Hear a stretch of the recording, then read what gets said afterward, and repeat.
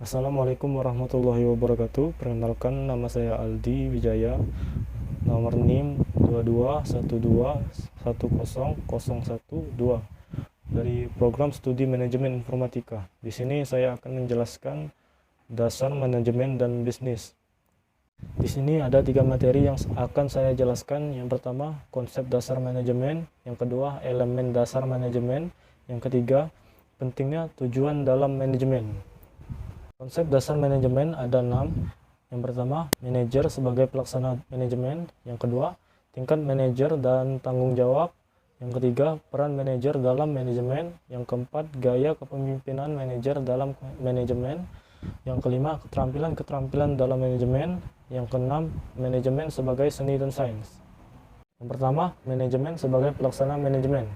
Manajer adalah seorang yang bekerja melalui orang lain dengan mengkoordinasikan kegiatan-kegiatan mereka guna mencapai sasaran organisasi. Seseorang yang karena pengalaman, pengetahuan, dan keterampilannya diakui oleh organisasi untuk memimpin, mengatur, mengelola, mengendalikan, dan mengembangkan kegiatan organisasi dalam rangka mencapai tujuan. Dalam setiap organisasi bisnis, para manajer ini bertugas untuk memastikan bahwa keseluruhan tujuan yang telah ditetapkan oleh organisasi dapat diwujudkan melalui rangkaian kegiatan manajemen, baik bersifat fungsional maupun operasional. Yang kedua, ada tingkat manajer dan tanggung jawab. Tingkat manajer dibagi menjadi 3, yaitu manajer puncak atau top manager, manajer media atau middle manager, manajer bawah atau first line manager. Tugas manajer puncak adalah menetapkan tujuan, strategi, dan kebijakan perusahaan secara umum yang kemudian akan diterjemahkan lebih spesifik oleh manajer di bawahnya. Beberapa contoh dari top manager antara lain Chief Executive Officer, Chief Executive, Operating, Presiden, dan Vice President. Yang kedua ada manajer media atau middle manager. Tugas manajer media adalah mengawasi beberapa unit kerja dan menetapkan rencana sesuai dengan tujuan dan tingkat yang lebih tinggi. Selanjutnya mereka melaporkan hasil pekerjaannya kepada tingkat yang lebih tinggi atau top manager. Beberapa contoh middle manager antara lain kepala suatu rumah sakit, dekan suatu universitas, dan manajer divisi. Yang terakhir, manajer bawah atau first line manager. Manajer bawah adalah tingkat yang paling bawah dalam suatu organisasi yang memimpin dan mengawasi tenaga-tenaga operasional. Mereka bertanggung jawab atas suatu unit kerja dan diharapkan mampu menyelesaikan tugas dengan tujuan jangka pendek yang sesuai dengan rencana middle dan top manager. Beberapa contoh manajer bawah adalah supervisor, kepala departemen, dan mandor. Lanjut, yang ketiga ada peran manajer dalam manajemen. Menurut Mirzak ada 3 peran manajer yang dipublikasikan. Yang pertama, interpersonal rules atau peran antar pribadi. Seorang manajer memiliki tanggung jawab terhadap legal, sosial, seremonial, dan juga bertindak sebagai simbol perusahaan. Yang kedua, informational rules atau peran informasional.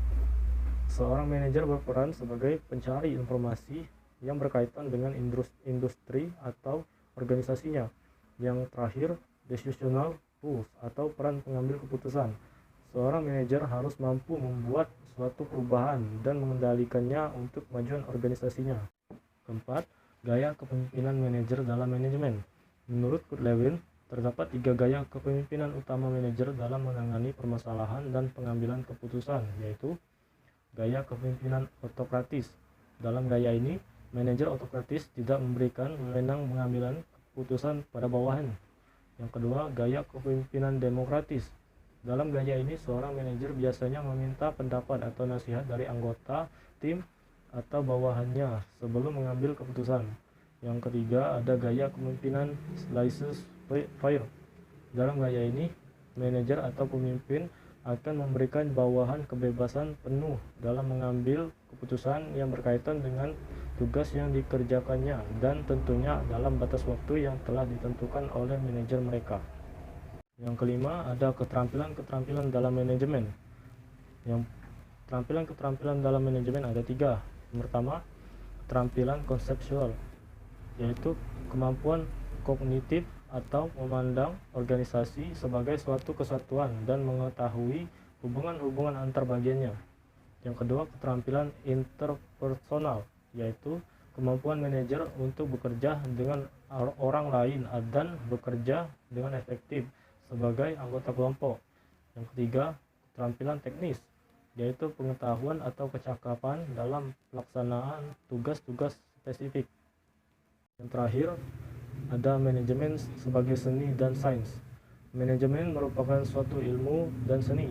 Mengapa disebut demikian? Manajemen sebagai suatu ilmu pengetahuan karena telah dipelajari sejak lama dan telah diorganisasikan menjadi sebuah teori. Sedangkan manajemen sebagai suatu seni di sini memandang bahwa di dalam pencapaian suatu tujuan diperlukan kerjasama dengan orang lain. Pada hakikatnya, kegiatan manusia pada umumnya adalah managing atau mengatur. Untuk mengatur inilah diperlukan sebuah seni. Lanjut ke materi kedua, yaitu elemen dasar manajemen. Elemen dasar manajemen ada 6, yaitu 1. Perencanaan atau planning.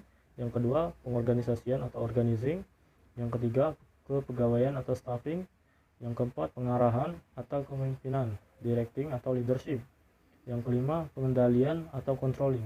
Yang pertama, perencanaan atau planning. Perencanaan menjadi fungsi yang paling sulit dibandingkan dengan fungsi-fungsi manajemen lainnya, sebab membutuhkan partisipasi aktif dari seluruh elemen organisasi. Fungsi ini dilakukan dengan mengidentifikasi tugas-tugas yang diperlukan untuk mencapai tujuan organisasi. Yang kedua, pengorganisasian atau organizing. Fungsi ini menggabungkan antara perencanaan dengan sumber daya yang ada untuk mencapai tujuan organisasi. Seorang manajer akan menggunakan rencana yang telah disusun dan mengatur sumber daya yang ada untuk tugas yang tepat. Misalnya, dalam mengatur keuangan, manajer perusahaan harus mampu memilih elemen atau perangkat serta orang yang tepat untuk melaksanakan tugas-tugas yang berkaitan dengan finansial. Sebab, tugas seorang manajer adalah menyediakan sumber daya yang dibutuhkan untuk merealisasikan perencanaan. Yang ketiga ada kepegawaian atau staffing. Kepegawaian memiliki keterkaitan erat dengan pengorganisasian, di mana keduanya berfokus pada penyediaan staf yang sesuai untuk tugas tertentu. Kepegawaian bertujuan untuk memastikan bahwa setiap pekerjaan dalam operasional organisasi yang dilakukan oleh orang yang tepat, sehingga mampu mendukung tercapainya tujuan yang tepat ditetapkan. Keempat, ada pengarahan atau kepemimpinan. Pengarahan berkaitan erat dengan leadership atau kepemimpinan, komunikasi, motivasi, dan pengawasan sehingga staf dapat melakukan pekerjaannya secara efektif dan efisien. Kepemimpinan melibatkan pemberian instruksi kepada staf sekaligus pembimbingan. Untuk itu, komunikasi harus dilakukan secara terbuka dan berjalan dua arah, sehingga ada umpan balik di setiap instruksi. Yang terakhir ada pengendalian atau controlling. Fungsi ini memastikan keempat fungsi lainnya sudah berjalan pada track yang benar, yakni mengarahkan pada pencapaian tujuan yang telah ditetapkan. Pengendalian merupakan proses pemeriksaan terhadap progres di setiap aktivitas operasional yang dilakukan dalam organisasi. Dengan ditetapkannya fungsi pengendalian, maka dapat diketahui jika terdapat penyimpangan atau ketidaksesuaian, sehingga bisa segera diambil tindak pencegahan agar tidak mengganggu upaya pencapaian tujuan organisasi.